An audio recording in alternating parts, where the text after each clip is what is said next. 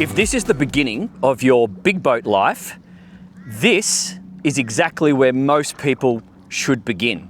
The Sea Ray SDX 250 with the outboards, also available with inboards, and there's a surf version with the forward-facing stern drive. But we're going to focus on the outboards today, and I'll sort of make my reasons, come in a little bit closer, and we'll just talk about the whole design and the purpose. A boat like this is summer.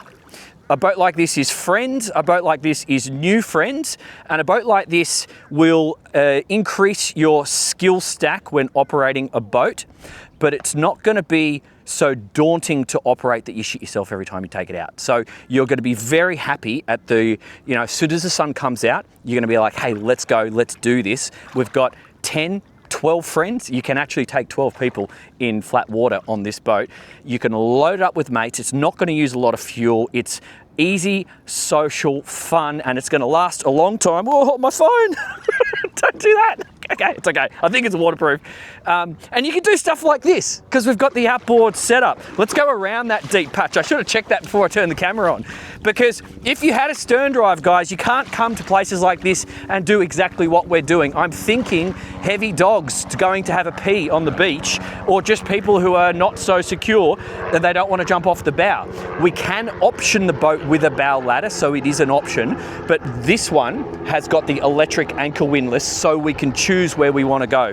And a style of boat like this, being super open plan, we've got good sun protection, we've got good wind protection, but you are all together chatting. You can be wet, you can load it up with equipment, and you don't really have to worry so much. So from a family perspective, from someone stepping into bigger boats, and from just a social aspect, it's perfect.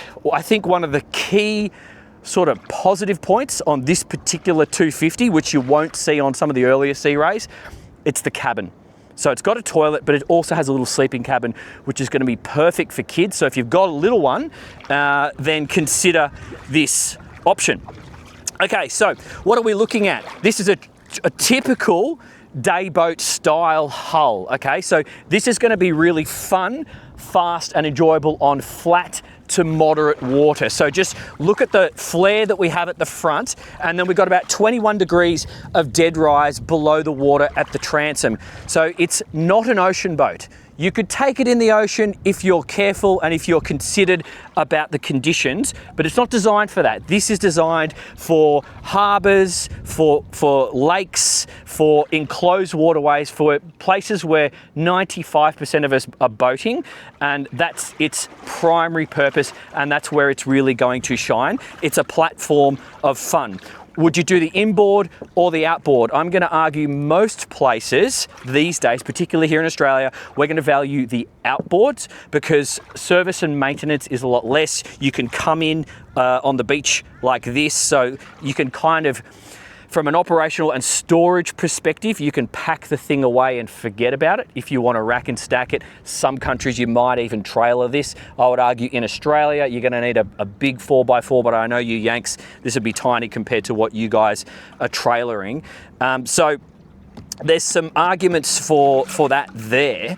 I think we might as well just jump on, because look how difficult that was. You don't need to step on without the swim ladder. If you come around this side, I'll just quickly show you, and then we actually have a 4-step telescopic swim ladder which deploys on the starboard side, so that's an option there. We don't need it because we've come in so shallow. So come and jump on this side, then we'll go right through the boat. We're in Queensland, by the way, sunny Queensland. You're watching Dan's Boat Life. If I didn't say hello, g'day, nice to see you. So yeah, if you are interested in owning one of these, we are going for a sea trial. That's going to be linked at the end of this video, and it's a lot of fun, and it's just a boat that makes sense for so many people in my personal opinion. So let's just try and put this into perspective for you. Sun lounging. The attitude of the boat is such that if you're in conditions like this, you could drive with people out the back here, not a problem. Always be careful with an engine hanging out across the back, so that is a consideration that you need to think about. But you've got stereo control there. Now, first of many phone charging stations, USB-C and A points. This boat has been designed for the modern day. You're gonna see these everywhere. We've got drink holders, flagpole holder. We have one of 2 freshwater showers, so you can hose the sand off here, but there's also another one up on the bow, so it's totally designed for long days on the water. Okay, so we do have batteries in here. You can see that's the shower, and the tower operation is done from in here. I would argue that this might be a little bit of a better setup with a false floor, but we'll see what Sea Ray decide to do about that in the future. If you option it with the ski tow pole, that's the base. That's where it goes in on the center line just there. And as you're boarding the boat, that's my towel for drying my feet because I didn't want to walk any sand on board. You've got courtesy lights here, water in here, aft cleats here. You've actually got fender attachment points just here externally. That is your fuel in, and this is your little, it's essentially a little doggy door, but it will also stop if you're decelerating or you have some waves coming from the transom. It'll stop that water coming on board, so it's probably more useful for that purpose. And then if you open this, that is an esky, so that's definitely insulated. You could fill it up with ice and drinks, but it's also going to work very well for fins and wet items, goggles, swimming stuff that needs to stay wet and out there. And then we come into the heart of the boat, and there's lots going on here, guys. So in terms of lounging, this will actually fold flat from memory. I didn't actually play with how to do it. There you go, pretty logical. So you can extend that out should you desire, and then you can put it back into the social position. I was talking about the phone charging before. We've got flat phone charging here, so that's contactless charging. It's got grip everywhere, so everyone's devices have somewhere to go. They're not going to get lost. We've got more plug-in chargers dotted around there and there. This table is cute. It's a nice high-quality timber table. This will store underneath here, and look how much storage we've got under here. So we've got the boat's fenders in here at the moment. It's a new boat, but you don't have to store them there. There's more options. So look how deep that is. It goes all the way back here, and it goes forward as well. This area is on gas struts, and being a Sea Ray, we've just done the sea trial, and I was just having a laugh. I've got so many formative good memories on these boats. Literally, some of my best mates I met as a young bloke on Sea Ray. So it's bringing back some of those memories. So I'm having a bit of a laugh today because I think, and I hope that's what a lot of you guys are going to experience when you get out and start doing a bit of this. More contactless phone charging. We've got drink holders just there. That is actually an electric fridge. So we've got optional, you could use this as an esky chili bin cooler, depending on what part of the world you're in. You could definitely chuck a whole case of beers in here, no worries. And that's the electric option. And as you can see, it's got the thick insulation in here, and the backs of all of these seats, and it's also up on the bow. It might be easy to show you when we get there. No timber. It's all like a plastic, hard plastic type material, so it's okay to leave it out for it to get wet and for moisture to collect underneath it, and it's not going to destroy the material. It's kind of important. So I showed you under there, but this is the tower. So we can operate the tower, we can lower it if you need to stick the thing in the garage by that button that I pointed out earlier on. But if you wanted to do a bit of water sports, okay, you've got the surf version, which is probably going to be for the pros, but for the rest of us who just want to have a bit of fun, maybe tow a wakeboard from time to time and some other biscuits and things, this is going to be totally fine. So you can take a tow line off here or the pole central aft that I mentioned. But as you probably notice, being Australia, this one has got the bimini. We need this in this part of the world. We could not be out all day long without sun protection, or you're going to get skin cancer. But I know some of my mates in Europe are not so worried about that. Now, if you see any of these tracks here, that means we've got this functionality. So from a underway driving perspective, lounging right here, comfortable. This corner, that corner, that corner.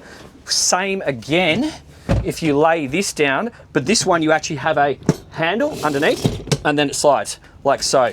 So you can just imagine how many people can sort of sit around and enjoy this space. Should have closed that properly before. There we go.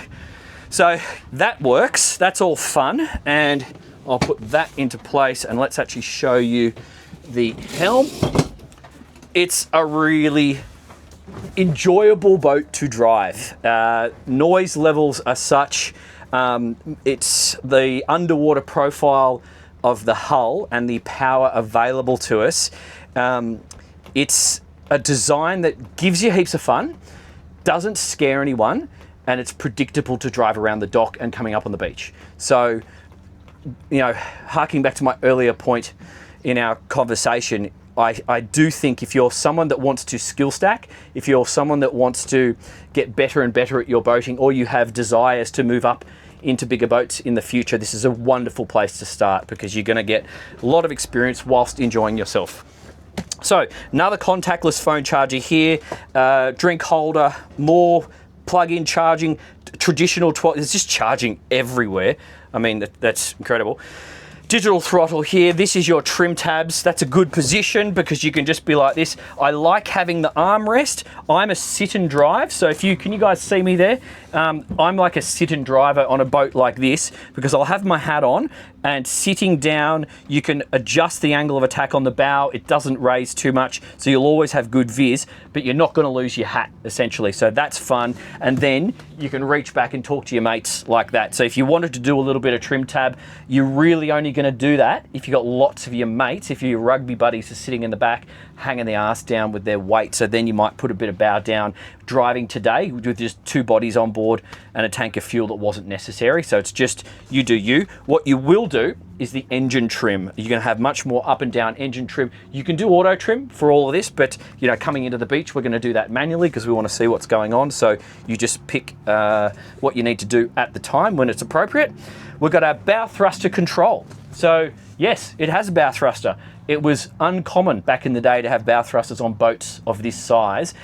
You don't necessarily need it if you're comfortable operating a boat, but it's a handy thing to have. It's just one less thing to worry about. It's less, the necessity to have people helping, it becomes less when you have a bow thruster. So consider it.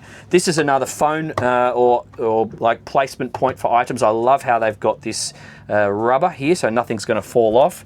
The stereos pump on these boats, so you can see the speakers. It's a Fusion one dotted around. Operating the anchor windlass, which is an option. You just turn the power on and it's up and down. It's got heaps of power. Well, we were, in a way, pulling the boat with the windlass today. You're not supposed to do that, but it's got enough power, so it's totally fine. We've got all of our lights operation. Everything's pretty straightforward. We don't need a blower because we don't have an inboard motor, okay? And we're going to get to that in a second. I'm going to show you downstairs.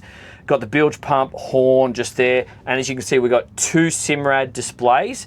Kind of useful because an area like the Broadwater here in Queensland, I would like to have chart on one and sounder on another because you do have some shallow spots. Or I might have 2 charts. I might have one chart expanded with the big overhead picture and another chart zoomed in, because if I want to do some fun, fast driving, but in shallow water, you know, you have a boo-boo here and you're straight up on the sandbank. So that will help you avoid mistakes like that.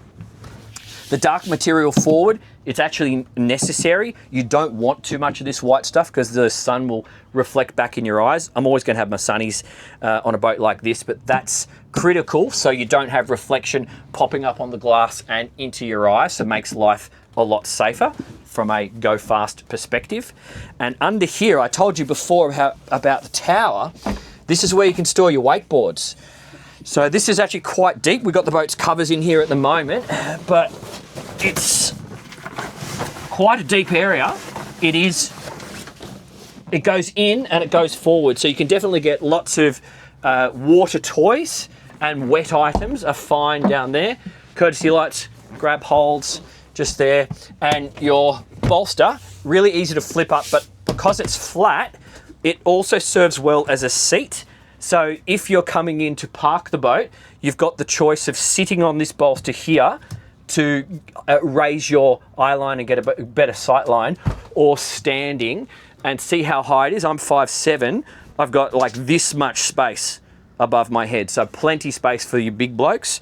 And in terms of actually manipulating the seat, because it's such a big seat, when it's down, if I put my See, like my feet don't even touch there, so it's going to be okay for larger people, in my opinion.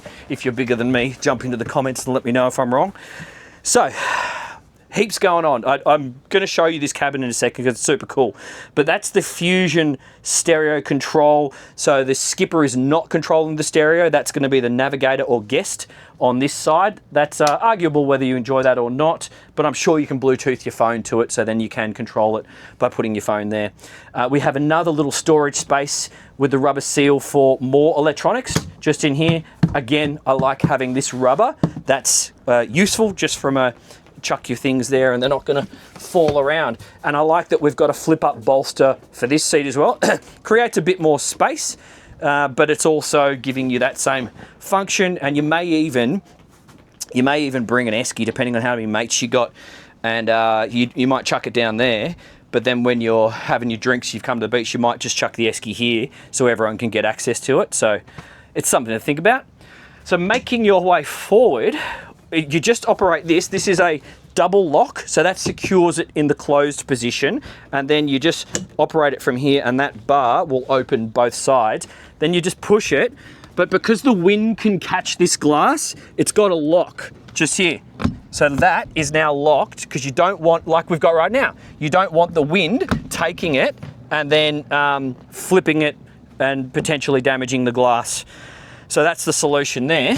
And if you are in a cold place, you can close this and it will actually stop the wind, boom, boom, from going through the boat. So we're in Queensland, so we don't need this, but you know, in some places the wind is quite nippy, so you do want to stop any airflow passing through, making people down the back cold. But in a tropical place, we're going to go for the airflow, and it makes life comfortable. Lots of storage in here. You can see we've actually got the base for the sleeping bed down there, but that's, you could put lots of items in there. And this I love. Okay, so there's a lock under here. You just pull it down and push that. Look at that. So that's the dunny. So we've got a holding tank. It's like 20-litre holding tank. So no one's going to be, ladies, you won't be struggling with 20 litres of holding tank. That's plenty of cocktails. But what is going on here, you can see the cushion. That's actually the forward cushion for the forward bed. There's another false floor and a cushion that goes over this, and this whole area turns into a small cabin. So it's a storage area, it's a wet head toilet, it's got the vanity, and it's also a sleeping cabin. So I'm thinking kids, I'll jump in there for perspective just to show you. So I would, if I'm going down, I would actually probably go backwards because you got this step here and then you step down like that. But if you see me on the toilet, so I've still actually got that much space above my head sitting on the loo. It doesn't feel claustrophobic. And then I'll just show you, that's a little bin in there. Cold water sink, that's your holding tank. That's your holding tank gauge, and this is your toilet operation master key and switch. And we even have more phone charging down here. But this is, it's a kiddie's cabin. As I said, these cushions, oh dear, these cushions are for the bow. That's not for here. Oh, but it is worth pointing out that your loo roll holder protects the dunny roll so it doesn't get wet if water or wet people are around.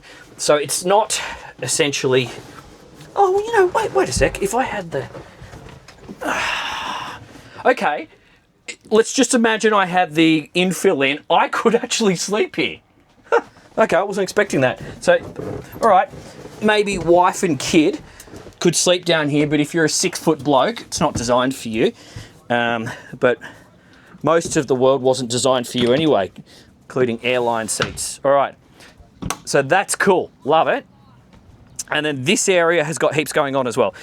So we've currently got the table in place, but there is an infill to turn this into one big bed. I've been launching my drone off this today. So you've got eating options aft at the other table and eating options here. If you want to go forward to operate the anchor as we have today, you want to flip this up. So you want to open that, lock it, flip this up, and then you come here and then see how that's not moving? We're in wind right now. It's because of this hinge just here stops it from coming back down on your fingers. So I would still open it all the way, but it's designed that way to be a little bit safer, a little bit sort of no nonsense. which is useful. We've got a great big stainless steel anchor, the Tagal chain, and then we've got a small, quick electric windlass. The installation's been really well done. Good stainless here. That is, you're operating the clutch if you need to tighten the clutch just there. And we're doing the windlass from the bow, from the helm, I apologize. We're operating it from the helm. And the anchor, because we've dropped it a couple of times today, it appears to self-right when you are stowing it into the bow roller, because it did come up, I was looking at it through the drone, come up backwards and it self-righted itself, which is great. If you don't option it with this anchor, you have a telescopic stainless steel bow ladder. So that is an option. You don't have to do this tricky stern to the beach thing that we've done. That takes a little bit of getting used to it and practice, but it's totally doable. But this pad here makes life easy for boarding docks, boom, or getting on other boats. So if you're picking people up and you've got the bow thruster, perhaps you can kind of nose in and people can board and step and get on board that way. So that's just something to think about. But doesn't end. This is another little storage area in here. We've got more phone charging, more drink holders. Some of these, look at that, deep storage there. You know, lines, various, so you can never have enough storage on a day boat like this. Same, okay, this is what I wanted to show you. You might be able to see, can you see the hard plastic? So that's great. So you can get this wet and then you just have these mating points here and here. So if you want to leave the boat, you can kind of set and forget a little bit. Okay, there we go, mating points. You don't have to worry about moisture collecting and damaging timber or rotting anything out like has happened on many boats to me in the past. More storage, same again. So they've just got dividers in between them all. You can see courtesy lights below my feet, more storage area there. Another phone charging point there, Fusion speakers. And this one here is actually an esky. So that's 3 options for keeping drinks cool. So this is on the hinge and it's got a little drained area. And then we can also get under the floor just in here. Obviously with the table in place, the door or this little hatch doesn't open as wide, but you can just slide this out, stow it in that cupboard just there. So this and this will stow in there. And then you've got direct access to the bow thruster. So I wouldn't advise storing too much down there around an electric engine like a bow thruster, which could heat up. So it's probably more for access. And then I would utilize this area for storage. I would be personally putting things like life jackets, which are lightweight, in this part of the boat, and then heavier stuff in the middle. So you keep your center of gravity in a sensible place. So it makes more sense to take that table off and then just release the lock here. 2 gas struts. If you ordered the inboard version, obviously this would be an engine bay. What we have now, we've got access to the fuel tank, we've got access to the water tank, we have a manual emergency bilge pump with a handle just there, power steering, some more batteries, but you saw the primary amount of batteries were port aft, and then you can see the base of the ski pole and a lot of the wiring looms as well. So really, really good storage space. It's well insulated, or it's waterproof. So you've got this lip here, and then you've got the gas, or not the gas, the rubber gasket just here. So that's going to stop it from getting wet. But yeah, it's interesting in that the outboard engine performs fantastic, because some other brands that I've tried with outboards hanging off the back, you had a lot of cavitation. You don't have that on this one. So we'll see that in the next video. That's it, guys. Why don't we go and wrap this video out on the back here. Who's going to see the most value out of owning a Sea Ray 250 like this? I think anyone who's considering getting into their first big boat. I'm calling this a big boat. So if you're wanting to improve your skills or practice your skills and then invite more friends, you're going to have a great time on a boat like this. Also, the fact that it's a Sea Ray, I'm talking from an Australian perspective, but I know this is pretty global. This is a really well-known brand. So if you're on the trajectory to having multiple boats in life, it's kind of handy to own something that you can sell again, because hopefully you're going to buy more boats and you're going to have fun if you do this properly. So that's a big thing. That's not possible with every brand. Just consider it. If you've got a cool summer house If you're grandparents and you want an excuse to, or you want something to encourage the grandkids to come having summer holidays with you, this is perfect. Put this in front of your lake house, put this in front of your waterfront on the canals just here. It's just a no-nonsense, not too much hassle, not too much maintenance, not too much fuel, but a hell of a lot of fun. So there's many arguments that you can make for owning a boat like this. Does it have limitations? Of course it does. Every boat does. It is not an ocean boat out and out. There's many other boats that are designed to, run through the ocean. Can you take in the ocean? Sure, if you pick your moments. But see that big open bow? If you've got stand-up waves, if you've got a run-out tide and stand-up waves at an inlet, you're going to fill that with water. So that's a bad idea. So there's a purpose, there's a mission for every boat, and I would say this boat's mission is fun. It's skill stacking, it's socializing, and it's hanging out in places like this with boat wash and wind chop, not big ocean waves. And your wife is probably happy about that too. So how does it drive and what should you compare it to? I will talk about that in the next video. I'll link that on the screen right now. And if you want to ask any questions or if you want to get access to merchandise or these videos before they go up on YouTube, that is on my Patreon. Link is down below in the description. Thanks so much for your support, guys. I really appreciate all your comments. I'm not always able to respond to them due to my schedule, but I'm reading everyone and I appreciate it. So thank you so much. Love you lots. See you in the next one, guys.